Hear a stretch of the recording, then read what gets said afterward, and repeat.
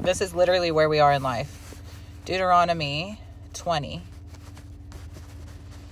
This is just how it's going to have to be with the enemy. Unfortunately, it's gotten to this point that this is what it is. Let me read it to you real quick. Deuteronomy 20, starting at verse 1. Going to war.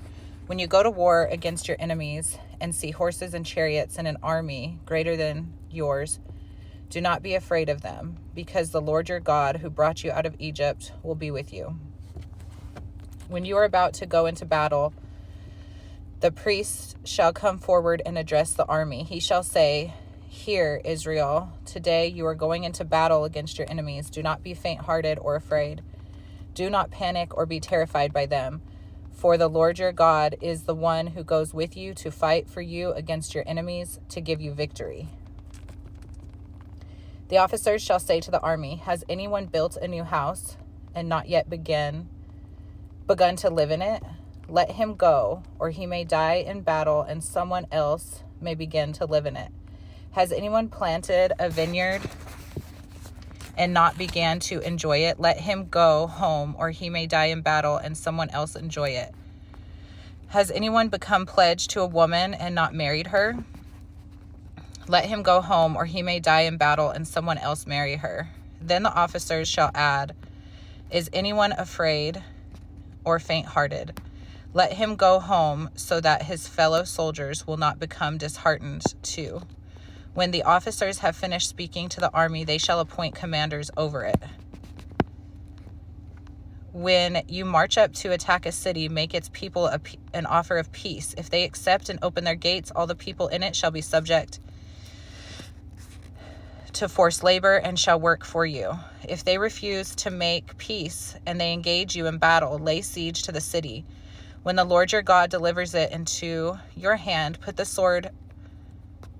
the sword all the men in it. As for the women and children, the livestock, and everything else in the city, you may take these as plunder for yourselves, and you may use the plunder the Lord your God gives you from your enemies.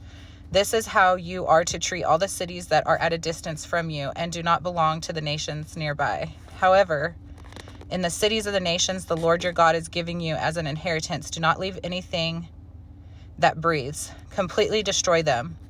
And remember, these are the giants, Nephilims, evil. The Hittites, Amorites, Canaanites, Perizzites, Hivites, and Jebusites, as the Lord your God has commanded you. Otherwise, they will teach you to follow all the detestable things they do in worshiping their gods, and you will sin against the Lord your God. When you lay siege to a city for a long time, fighting against it to capture it, do not destroy its trees by putting an axe to them, because you can eat the fruit. Do not cut them down. Are the trees people that you should besiege them? However, you may cut down trees that you know are not fruit trees and use them to build siege works until the city at war with you falls.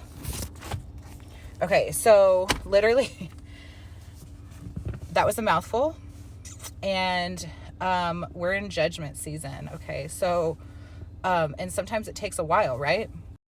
This whole word is giving me anxiety because I have so much to do, and the Lord has like stopped me in my tracks to do this word and to put this word together. And it's people, I feel like they think that God is just some like fluffy white cloud, like spiritual being who's like all encompassing, like everybody walks in victory as long as you believe. Well, to a point. But the problem is people believe, but they're not like engaging in spiritual warfare, and they're not like actually paying attention to what's going on around them. They're too distracted with the propaganda, TV, sports, everything in the matrix, right? So like the people that are fighting, like me and many others in spiritual warfare and engaging in this, we're helping to stand and intercede for people. And it seems like the people that do understand it are too afraid to like speak out or like be open about it. And then the others are just like in la la land and they don't care. They just think it's all like fake, but it's fake until it's real, until you start having calamity hit in your life. And like, you start like actually seeing that there's more to this. Like there's no coincidence in attack after attack after attack. That is spiritual. And you have people in your life that can see things. You need to pay attention. If you have people prophesying to you and you have the Lord working on your heart and you're seeing different fruits coming from those prophecies, then you need to like actually like take a step back and be like, whoa. So the whole point of this is to say walking in victory is the Lord's. You will always, always, always walk in victory as long as you're staying close to the Father. I'm not saying everything's perfect, but he will lead and guide you. And sometimes, most of the time, it doesn't make any sense. My ear's about to ring. Hold on. Okay, well, it makes sense, but it makes sense. The Lord wants me to make sure that I emphasize it makes sense, but to us as humans, our human conditioned, indoctrinated mind, it might seem like it's not making sense, but it really is, right? And we have to get quiet. We have to get in our secret place. We need to pray. There's a time coming very soon, like we're almost basically sitting in it, that we are going to literally need to like tear our royal robes off, our fancy clothes, sit in sackcloth and ashes, and just like mourn for our country because we're under judgment. And yes, the glory of the Lord is coming down, but that's like a two-way street. So like when the glory of the Lord comes down, the evil ramps up. So they start doing all their plots and schemes together, and they have to gang up. And it is very heavy, very, very heavy. So you have to be in victory, which is only with the Lord. And sometimes that takes doing really crappy things, going to war. The Lord told them, take everything, kill everything. Do not let one evil thing live. Anyways, God bless you. I'm praying peace, perfect shalom over your life.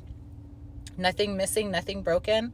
And I pray that the Lord does not hide his face from you, but please stay in prayer. And whoever's under the sound of my voice right now, y'all need to hear this. This is something that nothing ever happens just by coincidence, right? So just take a thought and a prayer and take it back to the Lord. Of course, like always, take everything back to the Lord. But if you're not walking with the Lord wholeheartedly, you're not going to see victory until you break down, surrender, and give it to the Lord and say, Lord, I give this all to you. Like, what do you want me to do with this? How do I engage in this? This is serious. Like, it really is. Like, if you care about your life, which we have to not care about our lives, right? Like, we give it and surrender it to the Lord, but we also have to care because we care about what the Lord cares about. That's the whole point of this. Like, caring enough. And sometimes that takes doing some really hard things. And that usually goes against the evil culture. You know, culture screams, give me Barabbas, when really our king is sitting right there and nobody's like screaming to save his life. That's the world we live in. God bless.